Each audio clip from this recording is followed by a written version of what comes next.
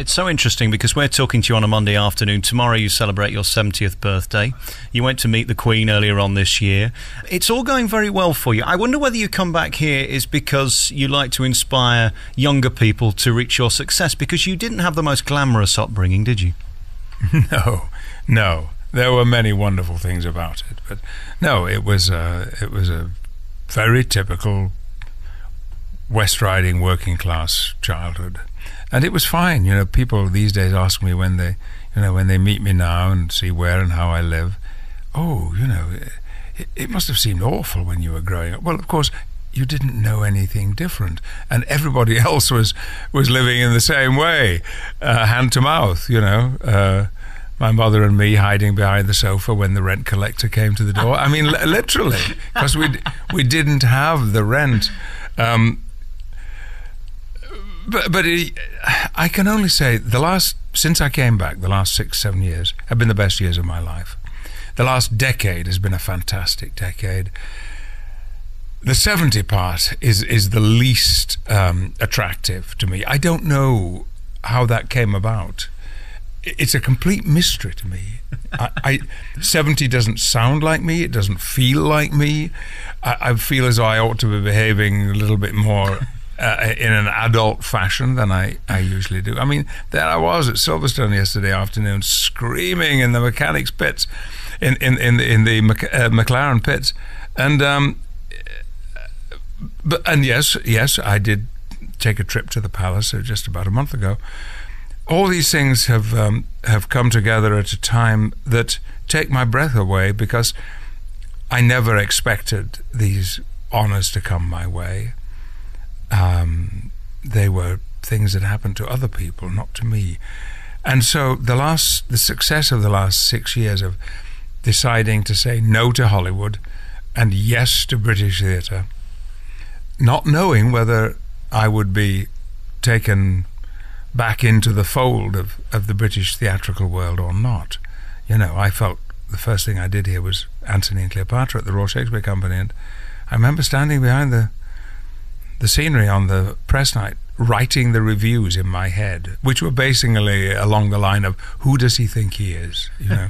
But it hasn't turned out like that, and and so, you know, I'm a bit dazed by it all, frankly, but delighted, nevertheless, delighted because this has been brought up once or twice on the distinction that some people feel, and certainly I do, that this has brought to my local community and to the place where I grew up and how I grew up, and those people who were significant in putting my feet on the path that has led to where I am today. You've had an exceptional career, and it goes from strength to strength. When we look at the different parts of your life, from Star Trek through X-Men to Shakespeare, they're all so different. You make it sound very humble. Oh, I was lucky to get this, and I thought I'd try the West End again. I mean, they were never going to say no. You're an international megastar. Are you really this humble? Alex, it doesn't feel like that. Believe me. You know, yesterday afternoon on the starting grid at Silverstone, I was talking to a member of the royal family, and just at that moment, Lewis Hamilton caught my eye, and his face lit up, and I had to say, "Excuse me, sir." I just, and the thrill I felt at standing there on the grid. He was already in his race suit, shaking hands with Lewis Hamilton. I know, I felt like a kid again. So it's not any kind of false modesty. I do feel lucky many times over from the very, very beginning, and I've taken some risks as well. I've chosen to do things. There were people who thought I should not have gone to Hollywood and done Star Trek. People who thought I was letting down my theatre background. People in Hollywood were amazed and dismayed that I said I was giving up that life and coming back to England. The whole business of taking on the job of Chancellor here. They've all, in a sense, been gambles, but without risk, without having a shot at something, not knowing whether you can pull it off or not.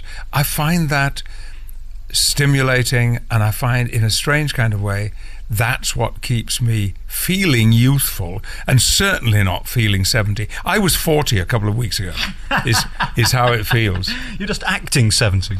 Well, I'm not, you see. You know, somebody who was 70 wouldn't have been behaving like a kid on the starting grid at Silverstone yesterday. And the other day I was doing a signing thing for Star Trek, and my son, who was there with me, who's also done Star Trek, came over to me and said, "Dad, there's the whole of the Tottenham Hotspur 1970 squad over there signing." What? I abandoned what I was doing. I mean, I know, and I'm shaking hands with Bob Wilson, you know, and it's just fantastic for me. So that is how I view life. I get a great kick out of it. I get a great kick out of everything I do. And I wander around saying to myself, "Patrick, can you really believe this is happening?" And it feels right for me. When you see yourself in the old days on the TV, is it you, or is that like your son or some other actor? We didn't know when Star Trek began really what was going to happen. And I was the last member of our company, of the crew, to wake up to the fact that we were a hit. I was in denial about it for a long time. And I do remember I bought, at the start of the second season, or maybe it was halfway through the first season, I bought a new car. I bought a Honda. And I remember Jonathan Frakes, who played Commander Reich in Star Trek, saying to me, "Patrick, you have a poverty mentality. You bought a Honda, perfectly good car, but, you know, you could have perhaps bought something a bit fancier." And I was thrilled with my Honda. I was really pleased. It was only the second new car I'd ever owned. Do you think you've made it yet? Well, what's just happened, this trip to the palace and meeting the Queen, that has given me pause for thought and made me reflect on the fact that an acknowledgement has been made, some notice has been taken of what I've done more seriously than I ever considered it, and that it perhaps does count as an illustration of something that, just like my poverty mentality, I was in denial about. You know, that that a certain place in the life of British theatre, and that means so much more to me than having a place in Hollywood, because it's all I ever wanted to do. When I was 15, 16, I had no ambitions to work in Hollywood. I had no ambitions to be a movie star in front of film cameras, working with other big stars. All I wanted to do was be on a stage, if possible, speaking blank verse. If not, the next possible best thing. And that's what the last few years have been like. And my level of satisfaction is profound, and the pleasure I get out of my work only gets greater year by year. I love my job now more than I ever have done. And I found I've just finished doing a play in Chichester in which I actually played William Shakespeare in this play. And I suddenly realized, Patrick, you've got inside you, there's a quality of peace, of quiet, even in the middle of, you know, extremely emotional scenes, that wasn't there before. So something has obviously changed, and it's to do with confidence, self-assurance, and a belief that, you know, all actors have this thing. All of us, we all say that we have this fear we're going to be found out. You know, you'll go on to do a performance and somebody will say, "Oh, come on, you can't fool us with that." And that feeling, I think, has gone, that I might get found out. It's interesting, when I look at people like you and Surreal McKellen and Simon Callow, you're really hard workers. You could have a much easier life. Turning up at a theatre 8 times a week isn't easy, is it? You know, Ian is still doing it. You mentioned Simon and Ian and myself and Ronald Pickup. We were doing Waiting for Godot. We did it for 22 weeks, and I was worn out. I was exhausted. Ian McKellen is still playing that role in the same production with another cast of actors, and I love turning up to do a show. I still get a thrill out of it. Sir Ian, on the other hand, he would live there in the theatre, I think, if they'd let him. He used to come in at 3:30, 4 o'clock in the afternoon, and he'd have his afternoon sleep in the theatre, then wake up and do the show, whereas I would have it at home and come in for the performance. It's to know that every night you are going out in front of an audience who want to be there and are excited to be there, and some of them for the first time, given what Surreal and I have done, the X-Men and Star Trek and Lord of the Rings. People come to see Gandalf, they come to see Captain Picard, they come to see Magneto and Professor Xavier, but instead what they get is Sam Beckett and William Shakespeare and Edward Bond. And so that's thrilling too, to know that those people are there, but that I can tell a story differently every night in front of a live audience, knowing that will be a one-off, unique experience. It's such a privilege. When you come back to Mirfield, are you that little boy hiding behind the couch with your mum trying to avoid the rent man? Does it take you back to a place that you were there 70 years ago? Well, funnily enough, I was back in Mirfield on Saturday.